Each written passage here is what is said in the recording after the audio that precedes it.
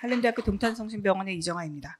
제가 오늘 강의를 맡은 부분은 Education, Implementation and Teams 이렇게 되어 있는데 아마 기타 등등 이런 카테고리로 보시면 좀 될 것 같습니다. 굉장히 그렇다고 해서 이제 기타 등등이 중요하지 않은 건 아닌데 오늘 이제 강의를 저도 준비하면서 느낀 건데 이 에듀케이션과 임플레멘테이션 이 팀 세션이 좀 항목이 여러 개를 다루고 있다 보니까 뭐 소하면 소화, 성인면 성인 이런 일관된 알고리즘을 다루는 게 아니어서 조금 이제 왔다 갔다 하는 이런 방향이 조금 일관되지 않은 면에 대해서 미리 좀 양해를 좀 부탁드리겠습니다.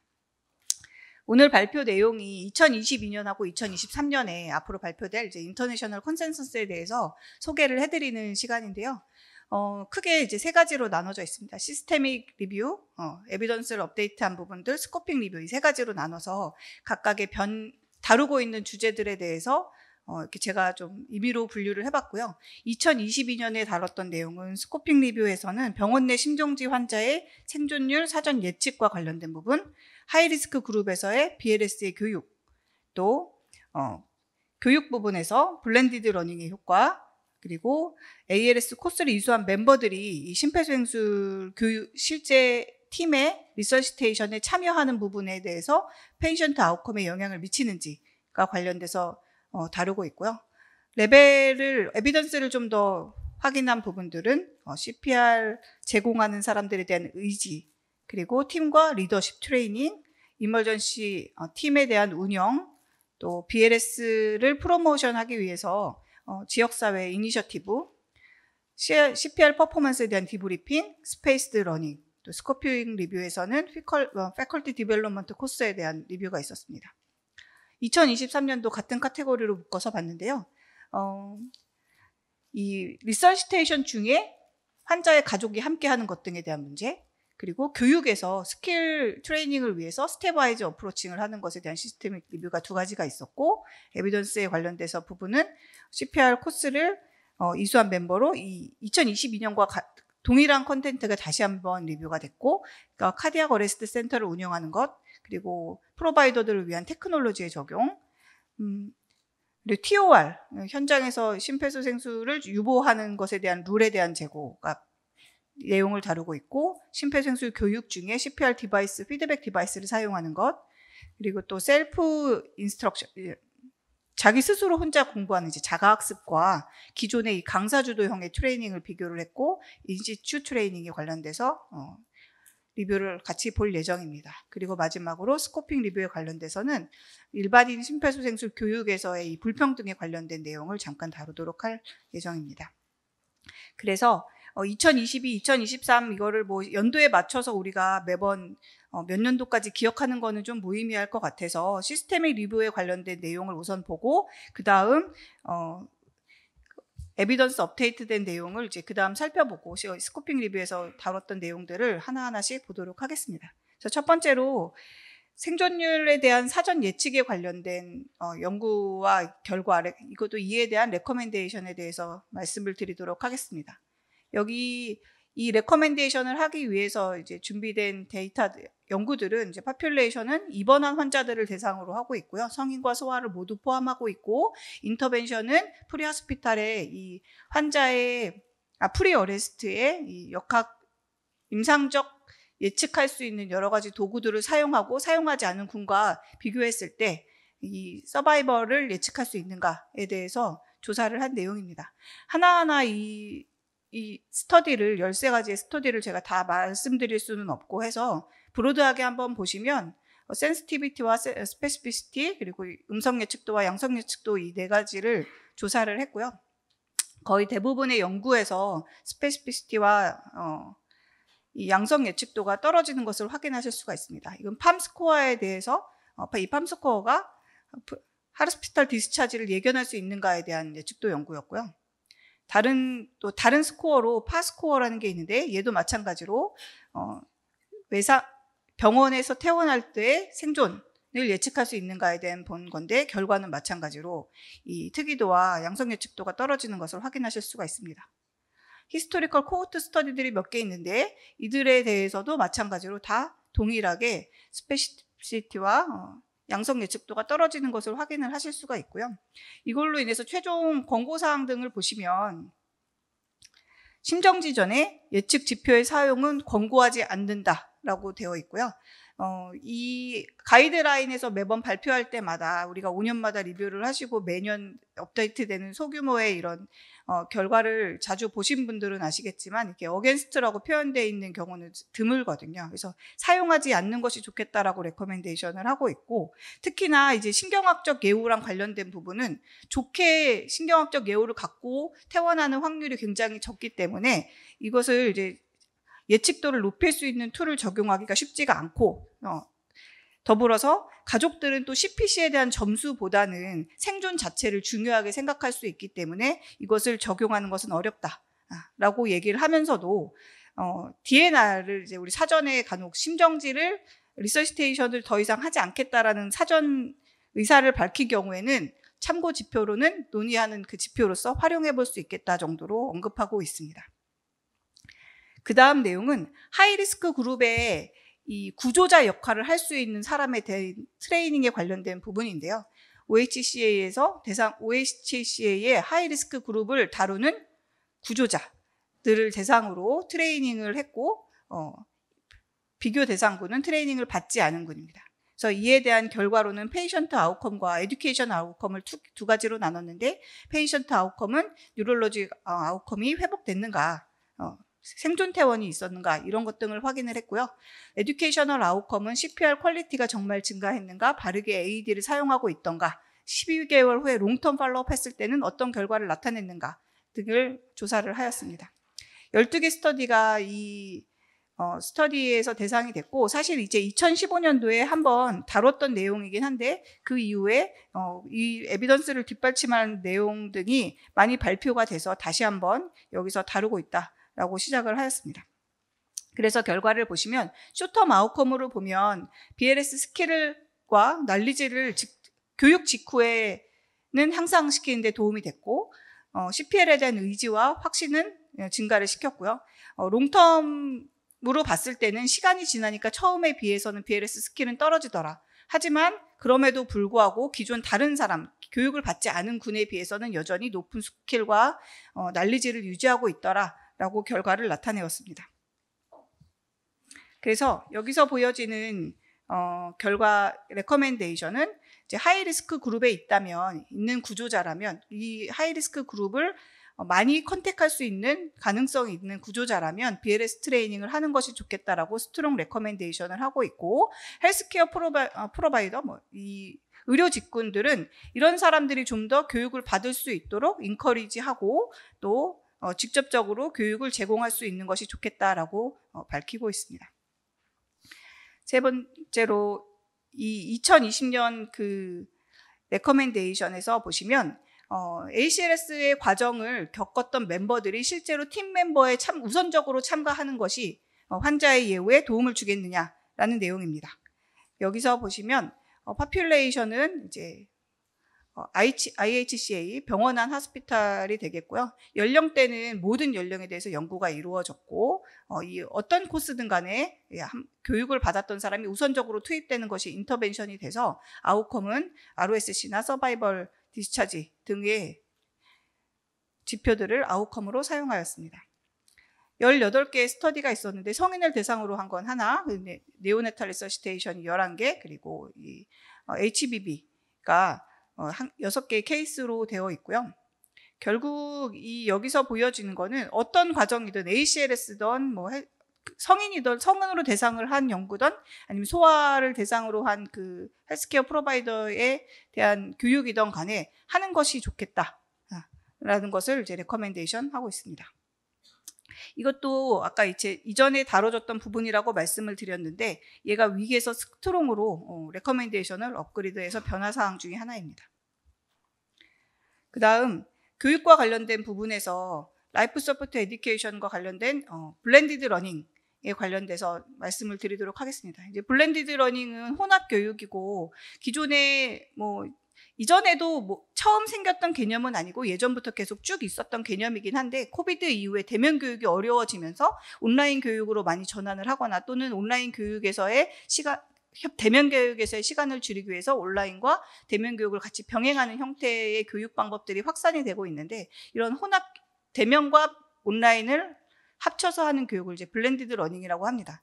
이 블렌디드 러닝은 2020년 레커멘드 당시에는 사실 이제 코비드가 막 확산되기 직전이었기 때문에 시간을 단축하기 위해서 이러닝의 하나의 옵션으로 제공할 수 있겠다라고 레커멘데이션을 이미 했던 바가 있었던 내용인데요. 다시 코비드 때 연구가 많이 폭발적으로 늘어나면서 다시 연구가 리뷰가 되었습니다. 그래서 실제로 BLS든 ALS 코스든 ATLS 코스든 이렇게 여러 가지 코스를 참가했던 사람들의 대상으로 해서 블렌디드 러닝의 어프로치와 그렇지 않은 비블렌디드 러닝 방법의 교육생들을 대상으로 해서 비교를 했고, 날리지나 스킬, 실제로 만족도라던가 그리고 실제로 그 교육을 운영했을 때 코스트, 시간 등에 대한 아웃컴을 조사를 하였습니다. 이 부분은 사실 이제 내용이 많아서 제가 이제 구두로 정리를 좀 해서 보여드리면, 오직 14개의 BLS 근에서 14개 스터디 중에서 하나만 대면 교육이 좋다라고 나왔고, 나머지 13개는 대면과 비대면의 교육이 그닥 차이가 없다라고 나왔었고요. 성인 BLS, ALS의 군에서는 이제 날리지와 관련된 부분은 이제 블렌디드 러닝 방식에서 날리지 점수가 조금 더 좋더라라고 했던 연구가 두 개가 있었고, 8개 중에. 그리고 ALS 스케일 관련돼서는 컨트롤 그룹, 그러니까 비대면의 교육군에서 더 비혼합 교육군에서 성적이 더 좋았다라고 했는데, 최근에 그 스터디를 다시 리바이즈 해가지고 연구를 지속해서 했던 연구에서는 블렌디드 러닝도 효과가 더 좋다라고 발표를 한 바가 있었습니다. 그래서 최종 이 권고사항은 블렌디드 러닝이 이제 넌 블렌디드 러닝이라 하면 대면 교육 또는 온라인 교육 하나만 단일하게 해서 하는 교육을 의미를 하는데, 이것보다 블렌디드로 하는 것이 더 효과적이다라고 스트롱 레커멘데이션으로 다시 제시를 하였습니다. 이 패컬티 디벨롭먼트 어프로치 관련된 부분은 뭐 우리나라에서든 뭐 외부에서든 계속 지속적으로 하고 있는데, 이것에 대해서 심장 정지의 생존율을 향상시키는 가장 기반이 되기도 하고, 그렇기 때문에 강사를 위한 소생술 교육 훈련 과정을 계속 지속해야 된다는 기존 컨셉이 있어서 다시 역량 강화를 위한 연구 대상으로 해서 리뷰가 이루어졌고요. BLS, PBLS, ALS, 팔스, NRP 이런 등의 강사 등을 대상으로 해서 패컬티 디벨롭먼트 코스들을 여러 가지 방법으로 운영을 하고, 그렇지 않은 경우와 클리니컬 아웃컴과 에듀케이션 아웃컴을 서로 비교해서 결과를 보고하였습니다. 그래서 이 대상자는 이 연구에 활용했던 20개 대상의 연구 중에 5개가 이제 앱스트랙트였고, 하나는 숏 커뮤니케이션이었고, 14개가 이제 풀랭스 아티클로 보였습니다. 결과를 하나하나 좀 짚기보다는 카테고리로 좀 보여드리면, 카테고리는 크게 4가지로 나눠서 했는데요. 인스트럭터의 퀄리피케이션 하는 코스, 그리고 하나는 어세스먼트 툴에 관련된 코스, 또 티칭 스킬 인핸스먼트를 위한 코스, 그리고 나머지는 이제 기타 등등을 위한 코스, 이렇게 4가지로 분류해서 이 기존의 연구들을 이렇게 결과를 정리를 하였습니다. 그래서 인스트럭터 퀄리피케이션 코스들은 아에서 하고 있는 CIC라던가 우리나라에서도 이런 디벨롭먼트 코스들을 계속 하고 있고요. 어세스먼트 툴에 대한 것, 피드백을 어떻게 줄 것인지, 잘 줄 것인지에 대한 코스에 대한 안내를 하고 있고, 테크니컬 스킬, 실제로 퍼포먼스를 어떻게 하는 것에 대해서 피드백 DBS를 사용하는 것, 디브리핑에 대한 방식, 이런 것 등에 대해서 교육 과정을 적용한 군과 적용하지 않은 군을 비교하였습니다. 그리고 나머지로는 이런 이제 워크숍 등의 운영 등이 효과가 있었는지에 대해서 같이 평가를 해서 종합적으로 레커멘데이션을 해놓은 결과는, 실제 여기는 레커멘데이션이 아니라 인커리지라는 표현을 썼는데, 레커멘데이션은 만큼의 명확한 레커멘데이션을 할 수 없지만 가능한 한 권장한다로 해석을 해주시면 될 것 같습니다. 그래서 패컬티에 대한 디벨롭먼트 프로그램을 운영하는 것이 좋겠다라는 것을 이제 인커리지로 제시하였습니다. 그 다음은 성인 심정지에서 가족이 함께하는 것에 대한 그 심정지의 장소에 가족이 함께 있는 것에 대해서 다시 리뷰를 하였는데요. 가족을 동승하게 하는 거죠. 같이 함께하고 가족이 함께하지 않은 군에 대해서 비교를 하였고, 그것에 대한 아웃컴으로 페이션트 아웃컴과 패밀리 아웃컴, 그들이 느끼는 것, 그리고 또 헬스케어 프로바이더, 이 의료 제공자들이 제시하는 아웃컴이 세 가지로 분류해서 결과를 보고하였습니다. 이 심폐소생술이 생존율이 낮기 때문에 이제 마지막에 가족들 입장에서 보면 이 사람을 떠내보낸 마지막 장소가 있기 때문에 이러한 제도 자체가 남아있는 사람이나 또는 이제 환자들의 실제 예후에도 영향을 미칠 수 있지 않겠느냐가 이 조사의 배경이 되겠고요. 결과로 보시면 이 페이션트 아웃컴은 한 개의 연구에서만 ROSC와 생존 퇴원이 올라갔다고 보고를 하였는데, 이제 가족이 없었을 때 오히려 이제 올라갔다라고 보고를 했고, 나머지에 대해서는 파지티브에 대한 의견은 없다라고 제시를 하였습니다. 그 패밀리 아웃컴에서는 새 스터디에서는 가족들의 디프레션과 PTSD가 증가하더라라는 보고를 했는데, 네거티브한 내용만 있는 건 아니고 포지티브 아웃컴으로는 이제 그들의 슬픔에 대한 거를 좀 더 잘 매니지할 수 있게 되더라라는 연구가 하나 있었고요. 네거티브로는 이제 리서시테이션을 방해한다거나 뭐 폭력적인 성향을 보인다거나 하는 아웃컴도 보고를 하였습니다. 그래서 최종 2023년에 제시된 레커멘데이션은 현장에서 가족이 같이 함께 있을 거냐 하는 옵션을 가족에게 제시해 줄 수 있었으면 좋겠다라는 거죠. 그러니까 무조건 못하게 하거나 아니면은 무조건 하게 하거나라기보다는 가족이 선택할 수 있도록 하는 것이 좋겠다라고 이제 윅 레커멘데이션으로 레벨로 보고하였습니다. 그 다음 리뷰할 상황은 다시 또 교육으로 돌아가는데, 교육 부분에서는 단계적 이런 교육 방법이 리서시테이션 스킬을 증가시키는데 도움을 줄 것인가에 대한 리뷰가 이루어졌고요. 우리가 보통 많이 하는 임상 술기 부분에서의 이 단계적 어프로치라 함은 이 페이턴의 4스텝 어프로치인데요. 먼저 시범을 보여주고, 똑같은 속도로 늘 하던 대로 시범을 보여주고, 두 번째는 좀 자세한 설명을 붙여서 천천히 다시 한번 모델링을 해서 보여주고, 이거를 학생들이 어떻게 했는지에 대해서 설명하게 하고 한번 따라하게 하고, 마지막으로 실제로 원래 하던 대로 처음 데몬스트레이션 했던 대로 이 학생들이 잘할 수 있게 도와주는 이 네 가지의 단계로 이루어지는 것으로 기반으로 하고 있습니다. 이게 심폐소생술 교육 스킬 훈련에도 그대로 적용이 되었고요.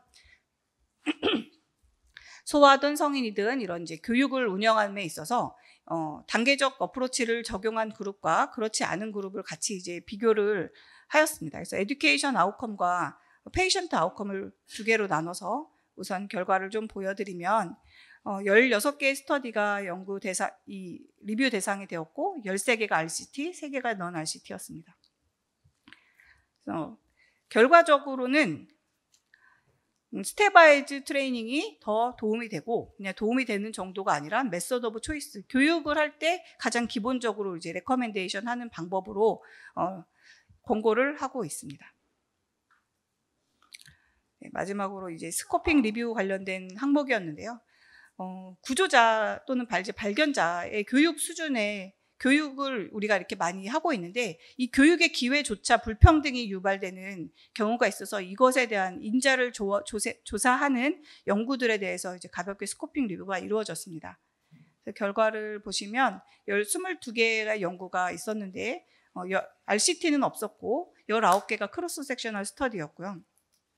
3개는 리트로스펙티브 코호트 연구였습니다.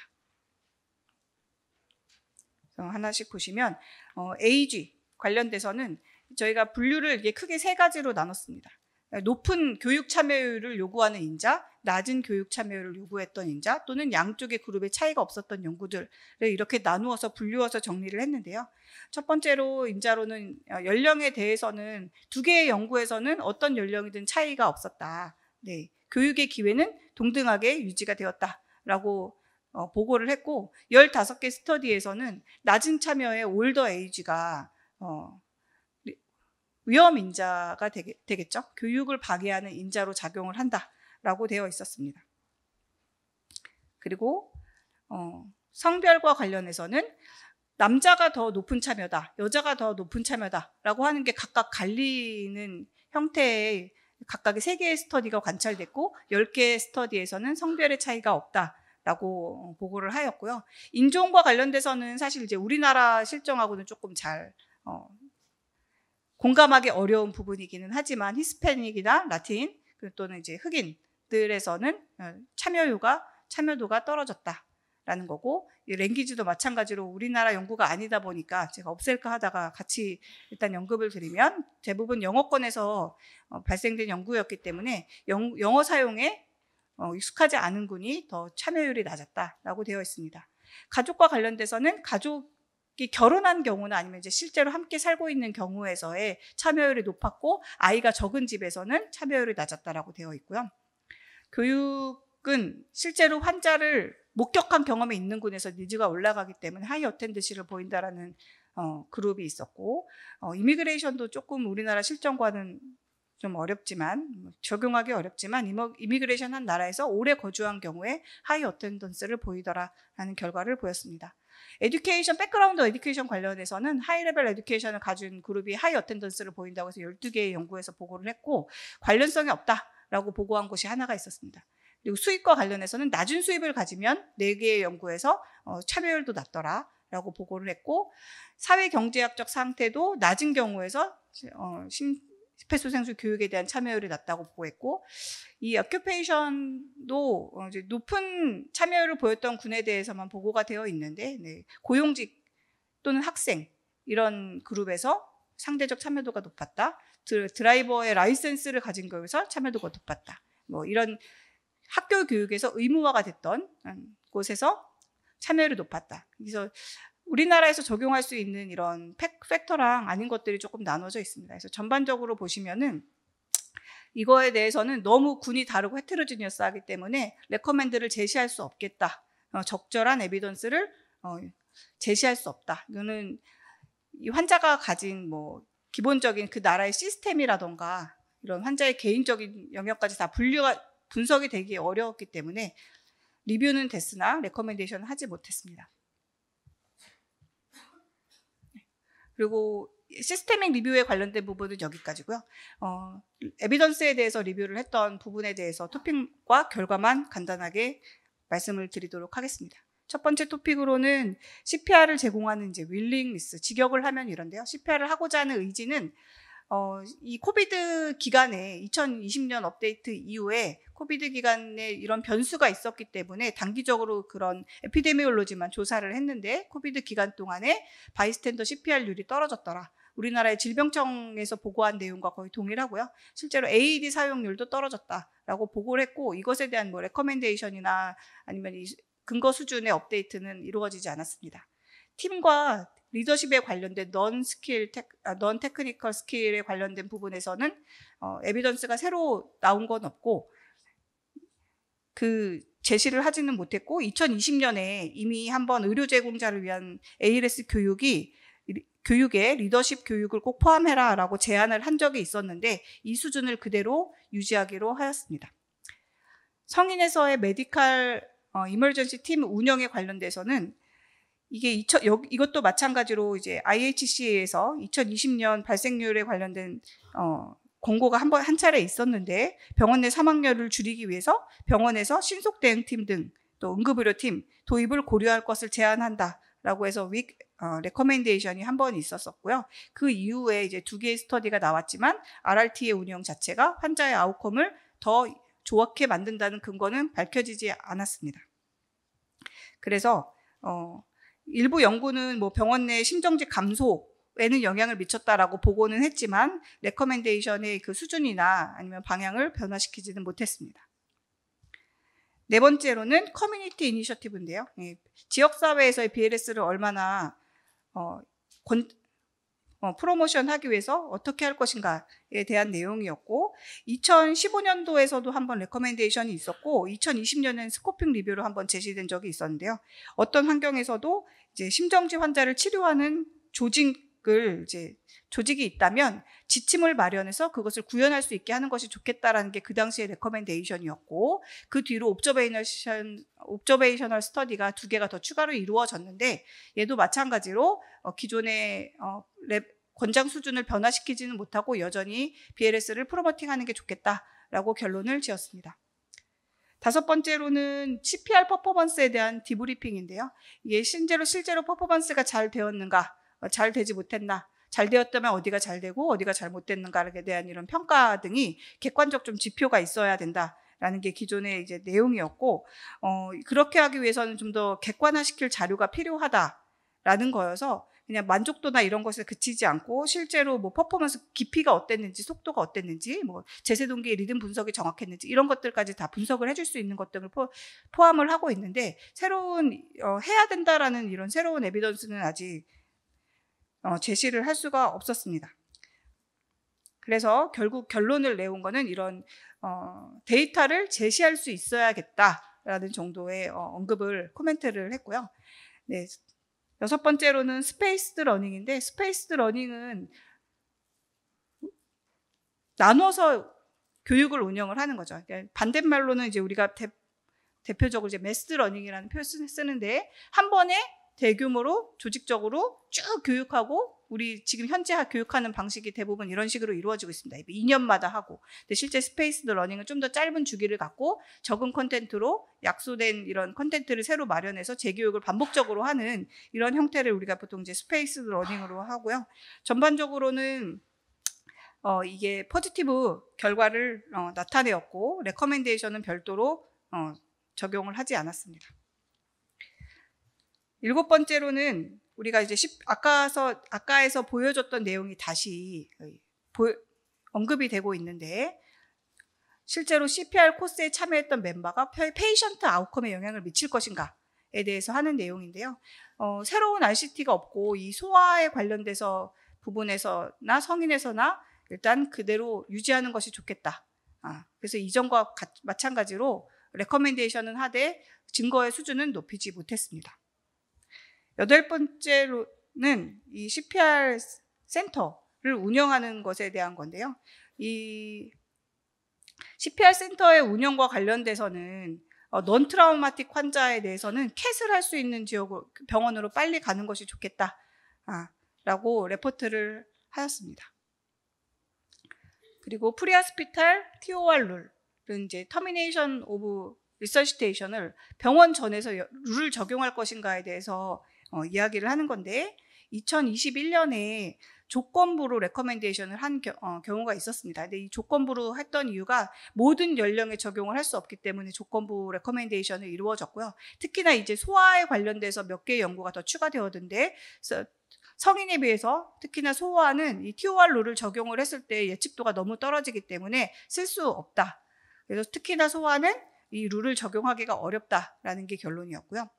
그 다음 CPR 피드백 디바이스랑 관련된 내용은 2020년에 교육 중에 압박 속도 깊이, 뭐 손의 위치라던가 이런 것 등을 피드백 사용을 이미 제한한 바가 있었고, 약한 권장, 레커멘데이션으로 이미 했던 바가 있었습니다. 그때 그 이후에도 이제 RCT가 5개로 추가가 되었는데, 이거에 대한 연구들이 대부분이 다 일반인이거나 아니면은 초기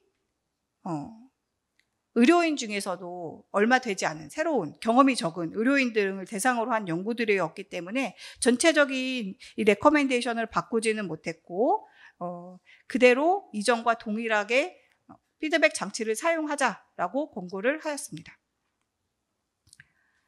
그리고 자가학습과 또 강사주도형의 이런 트레이닝의 방식에 대한 비교가 있었는데요. 2020년 레커멘데이션에서는 일단 가장 강력하게 권고하는 형태로는 강사주도형의 트레이닝을 하되 마네킹과 피드백 디바이스를 사용해라.